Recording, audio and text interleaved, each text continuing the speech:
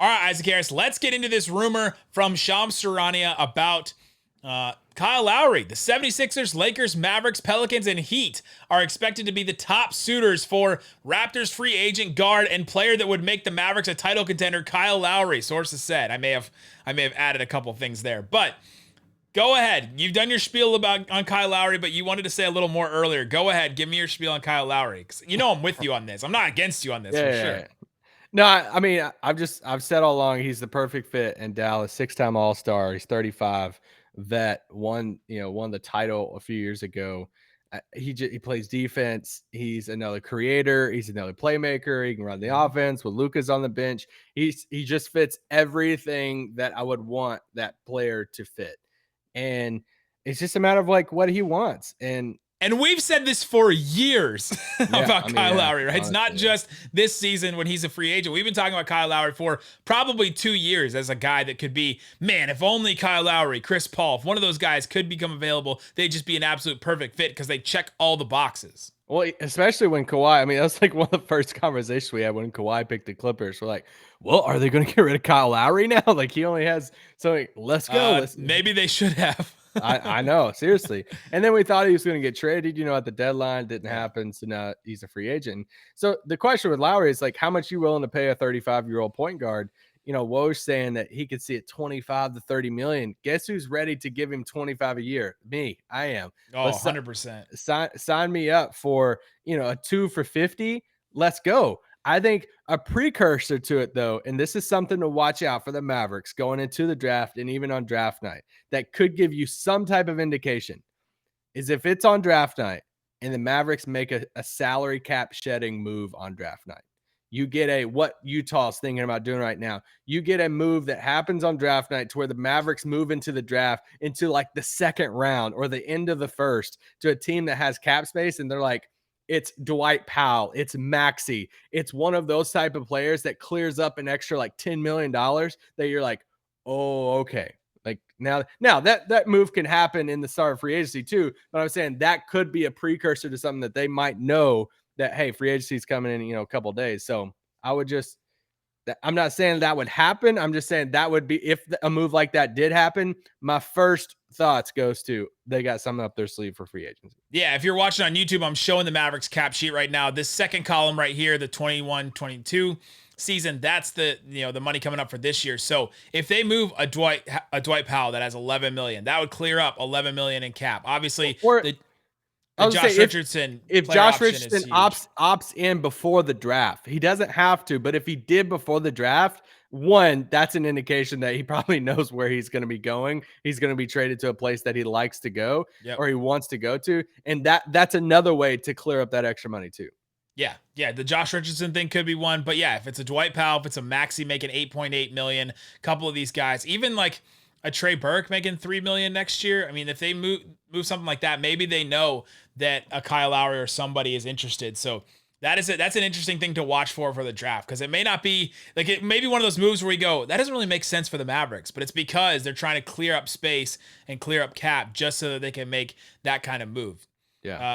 So Kyle, a couple of people have even pushed back about Kyle Lowry. Well, he's old. Well, he doesn't have, he isn't going to solve all the problems and everything.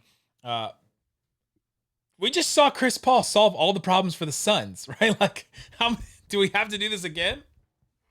Yeah, sign me up for Kyle Lowry. I don't see how, like, I get that he's 35, but we're also not handing him a max contract. We're also not handing him $44 million a year. Are you waving at me?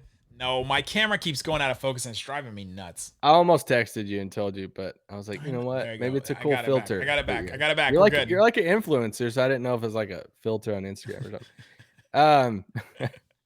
But no, I just think this is what we need. We need an older vet. And why I don't want to, like, this isn't somebody who can't play either. Like, there's a reason why. Look at the teams that's going after him. The Lakers, Miami, these teams who've been in the finals within the past few years. So it's not like it's like, oh, the Mavericks are going after Kyle Lowry, and then the other teams is freaking Charlotte and Cleveland or something. You're like, okay, why aren't the other big teams going after him who are trying to win titles? No, it's all the good teams. So I'm fine with it.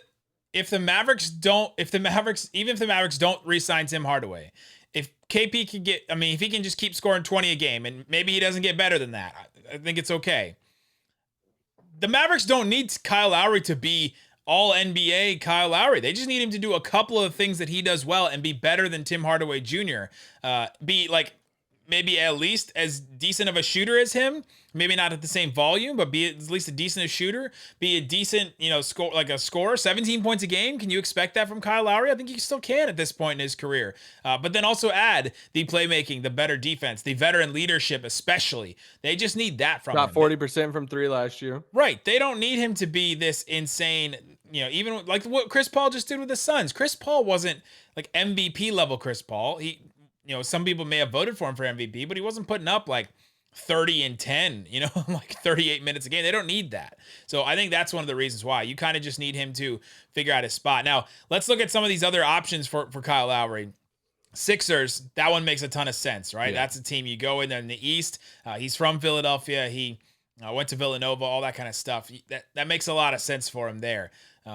They have stuff to trade. I would think that the Raptors would want to try and do a sign and trade. But if it's Kyle Lowry's decision and he doesn't want to do the Melo to the Knicks thing where they give up all the assets and then get him anyway, I think that that one could make sense. But I don't think they would have to offshore some cap.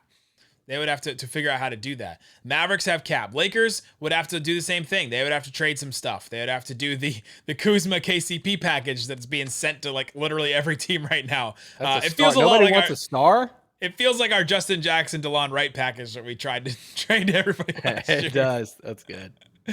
Obviously, those Lakers players are better, but Pelicans, that one doesn't make a ton of sense to me. He could maybe take them to be the Phoenix Suns, but man, that's a tall order for them. Pelicans got to shed money too. The Bledsoe Adams contract. They would have to shed the Bledsoe Adams contract, like you said. The Heat is one of the other options there for him. And that one makes sense. They have cap. So I think that those are the two teams that the Mavericks and the Heat are the two teams with cap that wouldn't have to make any other moves that could sign Kyle Lowry. And that's interesting. Yeah, the Heat's the team I'm worried about the most.